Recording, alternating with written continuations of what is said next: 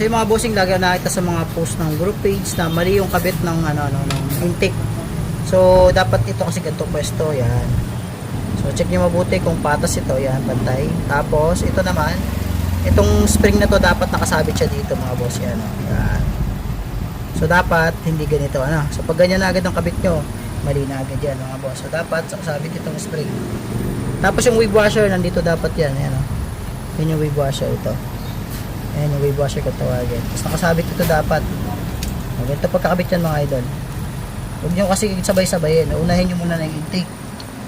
Ayan. Ito muna ang intake rocker ang makaunahan. Yan. Pag nakakabit na, lagay natin yung pin. Ito yung pin niya mga boss. Yung butas, dito yan kasi nilalagyan niya ng alin. So pagkakabit ng intake, kasi laging may dala dito minsan mali-mali yung kabit. Tapos cams na tayo syempre.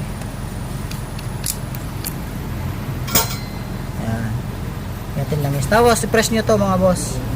Ito, yan. Tulak nyo yan. So, gamit tayo basahan para may pwersa tayo. Yan, tulak. Tapos, kapit na cams. O, yan. Ganun lang. Kailangan pumapaltik to. Yan, So, sa NMAX Aerox, ganun din pagkakabit nito. So, tawag dito. Lagi nakakita mga mali yung install. Then, minsan nakakalas kami dito. Shoutout sa'yo, Paring Monggol. Madalas si Paring Monggol, nakaka-encounter siya ng ganun. Pinapost niya sa Facebook. Yan, ito naman yung exhaust. So pag ganyan, ikutin nyo lang yan. So yung exhaust na yan mga boss, medyo pangit na yung pin ni bossing, kaso medyo marami na rin siyang gastos, kaya hindi natin pinalitan lahat. Yan, so ganun lang.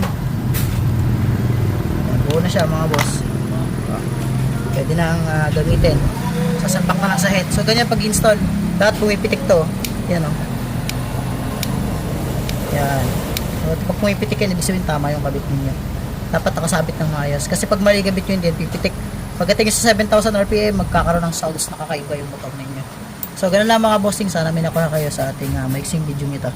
Thank you.